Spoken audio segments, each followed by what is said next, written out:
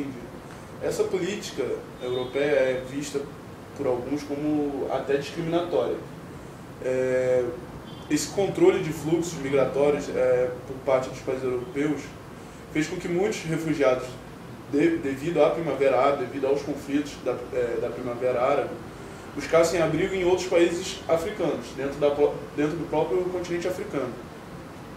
Países que já passam por graves problemas econômicos e sociais, e isso causou um agravamento da péssima situação deles. Como esses países e a própria comunidade internacional como um todo podem lidar com em relação a isso? Esse é um caso claramente diferente do caso do Brasil, porque, embora algumas pessoas digam que o Brasil não tem condições de receber os haitianos porque tem seus próprios pobres, né? Nós sabemos que o Brasil está crescendo e tem condições de receber migrantes, inclusive vai precisar de mão de obra migrante. No caso desses países africanos, né, são países que passam por dificuldades e não estão numa situação tão vantajosa quanto a do Brasil para receber migrantes. No entanto, muitas vezes eles são procurados por conta da proximidade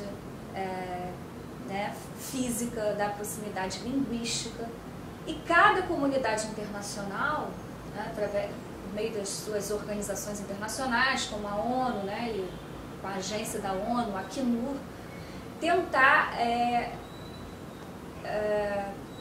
ajudar esses países a receber esses refugiados. Né?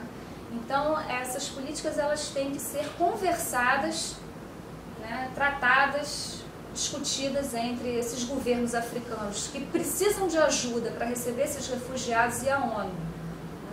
Então, muitas vezes, barrar o refugiado não é o melhor caminho. O melhor caminho seria aceitar esses refugiados e pedir ajuda da ONU para apoio ou até para que esses refugiados sejam colocados em terceiros países. Né? Ele sai da Líbia, vai para o Marrocos, mas numa negociação internacional com a participação do Acnur, pode-se decidir que ele vai para um país europeu. Então a responsabilidade da comunidade internacional ela entra não só para apoiar o país africano que recebeu refugiados e não tem condições de lidar com isso, mas também para tentar criar outros espaços para onde esses refugiados possam ir. E esses outros espaços incluem também países ricos da comunidade internacional. Mas, claro que essa negociação é difícil. O grande argumento é sempre de que, bom, já que eles estão aí no seu país, resolvam a situação vocês mesmos, internamente. A senhora citou o Alto Comissariado das Nações Unidas para os Refugiados. Atualmente ele é o principal órgão internacional que zela pelos refugiados. A senhora acha que o Acnur e os centros de refugiados administrados pelo Acnur conseguem atingir um desempenho razoável ou ao menos satisfatório? O Acnur é a maior agência da ONU, direcionada a esse problema específico dos refugiados e vem realizando um bom trabalho desde meados do século XX. Agora, existem questões que ainda não foram tratadas e debatidas em profundidade, pelas organizações internacionais, pelos estados. E parece que as discussões no Acnur, elas estão ainda restritas ao âmbito do Estado-nação. A ideia de que nós temos um mundo dividido em estados e nós vamos ter que resolver o problema migratório, da migração internacional, com a ajuda desses estados. Mas não há uma discussão que vá além dessa questão estatal. Como criar realmente cidadania global, né? Como lidar com esse fluxo de refugiados, de imigrantes, né? De uma forma supranacional. Então as discussões ainda estão no âmbito do Estado Nacional. Agora, não há dúvida de que o Acnur ele vem realizando um trabalho importantíssimo desde meados do século XX. Né? E ele trabalha muito também com o Comitê de Direitos Humanos da ONU. Então há, né, entre essas duas agências da ONU, entre essas duas comissões, há um interesse comum, né? Migração e direitos humanos. E quanto à participação de organizações não governamentais, como a Cruz Vermelha, por exemplo, que são bastante ativas nesses processos, essas pequenas problemáticas que acabam se constituindo em alguns casos de fluxos migratórios. A senhora avalia como fundamental o auxílio delas? Essas organizações, elas tentam propiciar, né, algum conforto para aqueles que imigraram, estão num campo de refugiados, não têm acesso a comida, a água, não têm documentos, não têm como se integrar na sociedade. Né? Agora, essas organizações, elas também estão muito preocupadas com a possível violação dos direitos humanos desses refugiados. E aí nós já entramos num outro aspecto, né, numa outra discussão, que é a questão dos direitos humanos, né, tentando ser garantida por ONGs, e a soberania dos Estados.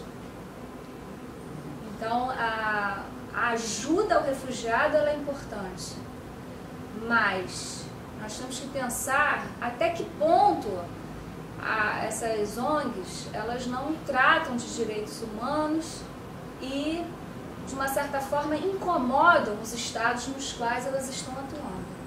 Mas essa é uma outra questão. Entendi. Agora, mudando um pouco de assunto, alguns anos atrás, o Brasil enfrentou uma crise internacional quando um número muito grande de imigrantes brasileiros começaram a ser barrados na sua entrada para a Europa, principalmente na Espanha. Ainda existe algum resquício desse problema? A política migratória da União Europeia, ela não se modificou drasticamente de lá para cá. O que aconteceu nesse momento, né, nessa crise, foi que alguns brasileiros ficaram presos no aeroporto de Madrid, né, numa zona de espera, digamos assim, uma sala de espera do aeroporto de Madrid. E esses imigrantes, por acaso, eram de classe média. Então, eles tiveram como, né, acionar autoridades brasileiras, a opinião pública brasileira, a imprensa brasileira e chamar a atenção para o caso deles. Né?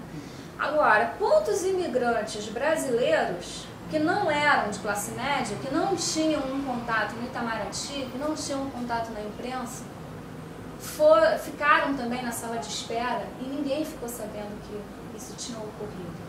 Né? Então, o controle migratório para brasileiros que vão para a Europa, ele continua sendo restrito. Né? Ele não foi modificado depois desse caso.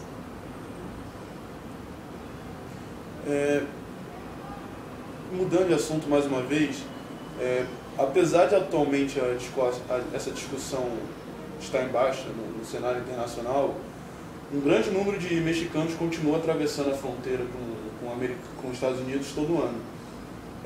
Existe inclusive uma cerca instalada na praia de Tijuana, na fronteira entre os dois países. Na Europa, há pouco tempo, no fim do ano passado, iniciou-se uma construção de uma enorme fossa que ainda vai ser coberta inclusive por água pelo governo grego, a fim de conter um fluxo migratório irregular vindo da fronteira com a Turquia.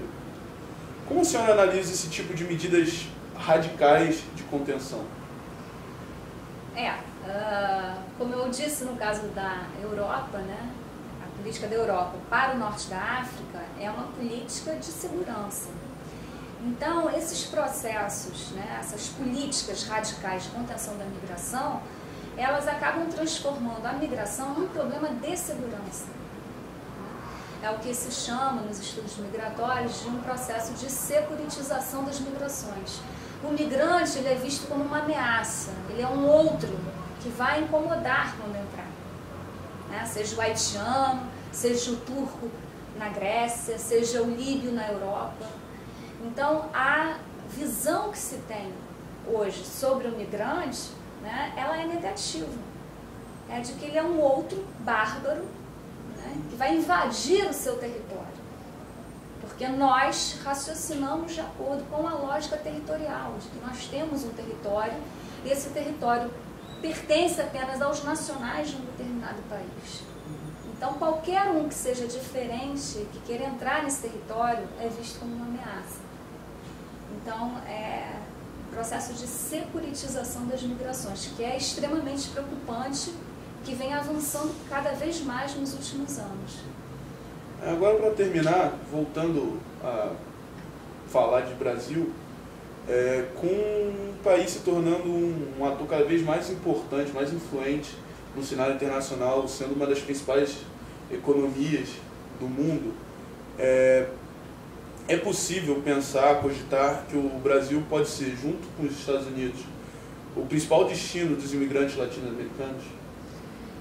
Sim, nós já temos um grande contingente, né, de bolivianos em São Paulo, o caso mais conhecido, os colombianos, haitianos, que você citou aqui, né, e latino-americanos de outros países também. Acho que o crescimento do Brasil, a previsão é de que se mantenha, vai provocar também esse fluxo de imigrantes para o Brasil. Então, eu acho que o Brasil tem, sim, chances de se transformar num grande receptor de imigrantes latino-americanos, né? E acho também que deve-se tentar ir além de uma visão estritamente economicista, né? Segundo a qual, a pergunta que a gente faz será que nós vamos conseguir absorver? Ou será que eles vão trabalhar? Né? Ou será que eles vão depender do Bolsa Família, do governo? Eu acho que a pergunta, né, que nós devemos nos fazer é: qual a contribuição econômica, política, cultural, social que os imigrantes vão trazer para o Brasil? Né? Os Estados Unidos e o Brasil são países formados por imigrantes. O imigrante geralmente ele traz uma grande contribuição, ele enriquece o país.